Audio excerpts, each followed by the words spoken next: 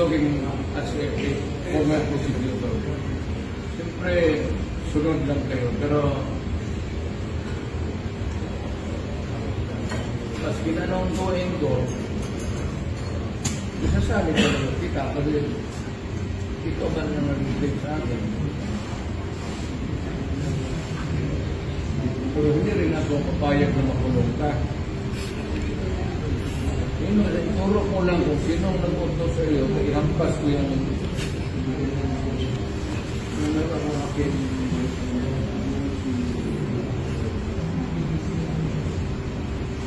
Itatak ko yata ako ng Vice President. Tapos patayin ko yung Presidente. Hindi patas ang laban niyo. Or I will ask my daughter to run.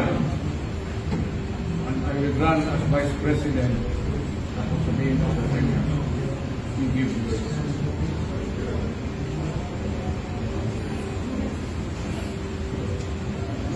Sabihin ko sa inyo mga military, i-kuditan ninyo siya para small sa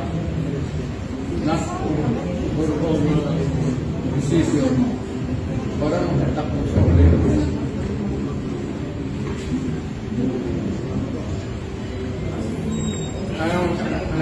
Alam niyo, sa totoo lang, naano ako, nagugay talaga ako politika.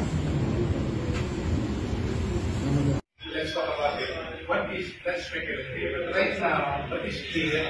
What is clear is we need to do the booking process here. Yeah, she's asking that she is brought to the hospital. You can do that there.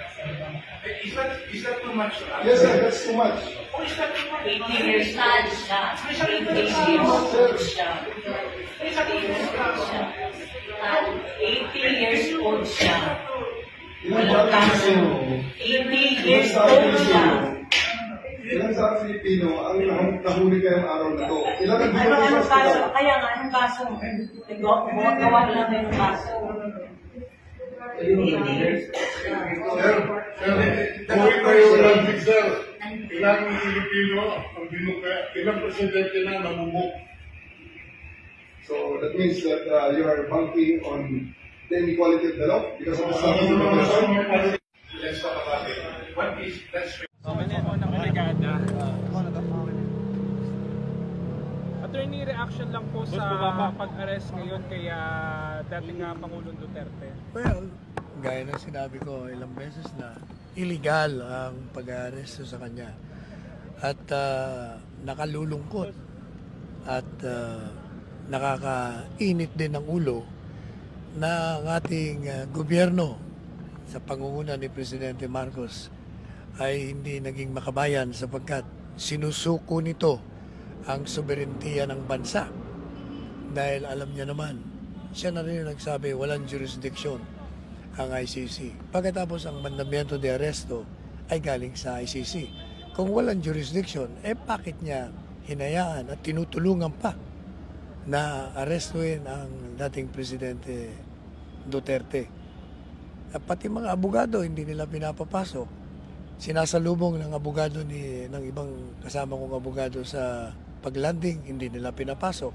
Pati senador ng bansa, hindi nila pinapasok, si Bongo. Ngayon, kararating ko lang from Hong Kong, kalalanding lang namin. Gusto kong pumasok at bisitahin si Pangulong Duterte, ayaw din ako papasukin.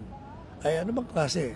So, yung sinasabi ni dating Presidente Duterte, na tayo patungo sa diktadurya. Mukhang nandito na tayo sa diktadurya.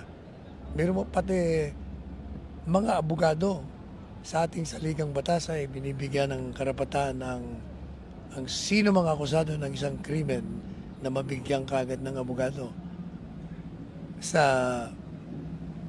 moment pa lang ng kanyang pag-aaresto, wala. Pero tinanggihan. Ngayon, ilang oras na nakakaraan, hindi pa rin siya makakuha ng abogado niya. Talagang, alam po ninyo, parang hindi natututo itong mga nasa kapangyarihan sa kasaysayan ng bansa. Pag sinupil ninyo at nilabag nyo ang mga karapatang pangtao, ang taong bayan na naglagay sa inyo ay hindi ito mangingimi at tatahimik kung hindi sila na nagluklok sa inyo ang siyang tatanggal sa inyo. Tandaan niyo po yung sinabi ko yan. Na posibleng magati daw po anytime kay FPRRD patungo sa Netherlands para umarap sa ICC. In which case, then we are violating our own sovereignty sa ganyan. Ano ngayon ang sasabihin ng ating presidente na arkitekto ng ating foreign policy? Nagbago na ba ang ating foreign policy? Kinilala na ba natin ang ICC? Wala na ba tayong say in the issue? Kasi by allowing a foreign authority to take a citizen of the republic nang hindi natin kinikilala yung order na yon, parang pinayagan natin kidnapin yung isang mamamayan natin. Ma'am, wala na tayo sa ICC, ma'am.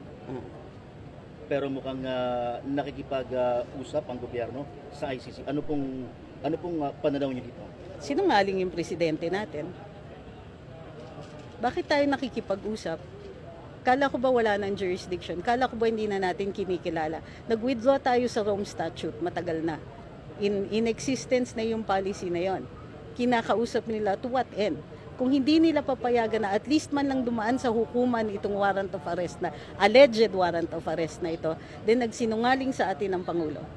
Kasi walang kalaban-laban niyang isusuko ang isang mamamayan, isang citizen ng Republika ng Pilipinas nang wala man lang pagkikilala sa batas ng Pilipinas. So ang Magandang araw mga kaibigan. Pag-usapan natin ang mga update ito tungkol sa kalagayan ni dating Pangulong Rodrigo Duterte. Sa ngayon, lumalabas na nasa Villamor Air Base siya. Ang unang naipabalita ay dinala siya sa Camp Crame. But ngayon, lumalabas sa mga post na nababasa ko is nasa Villamor Air Base lang siya ngayon. Ito, may post si News 5 tungkol sa pahayag ni Mayor Baste. May post din ang PRRD The Greatest tungkol sa pangyayari sa Villamor Air Base. Basahin ko lang ha. Magulo na sila sa loob ng Villamor. Tatay said, barilin nyo na lang ako, hindi ako sasakay dyan. So, saan nila isasakay? Eroplano. Kasi hindi klaro itong post na ito. But, sa post ng News 5, pahayag ni Mayor Baste, dito ko naklaro na parang isasakay nila sa eroplano si PRRD. Ito, they are insisting, ito, pahayag ni Mayor Sebastian Duterte na nasa Davao City ngayon, March 11, 2025.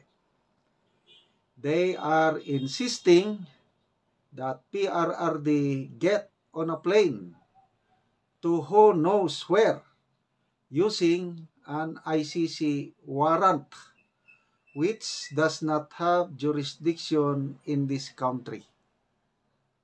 So, basing from this statement, ayun, plano nilang pasakayin si PRRD sa eroplano, kaya lang hindi pumayag. Bakit? Itong post naman na ito,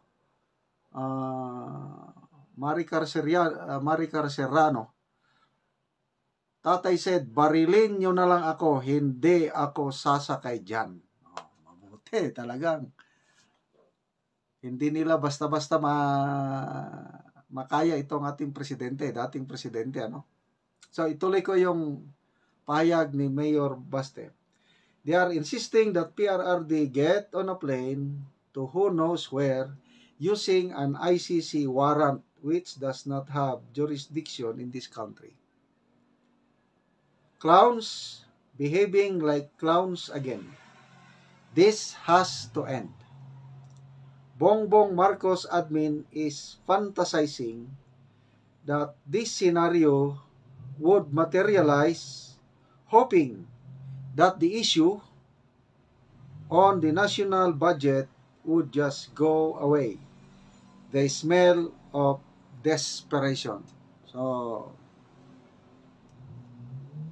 punteriya ni Mayor Baste is distraction ito para mawala ang atensyon ng taong bayan doon sa real issue yung 2025 national budget, PhilHealth, may isa pa, excuse me, yung nangyari sa US, yung may namatay na kasamahan ni First Lady na pinaghihinalaan na may kaduda-dudang dahilan.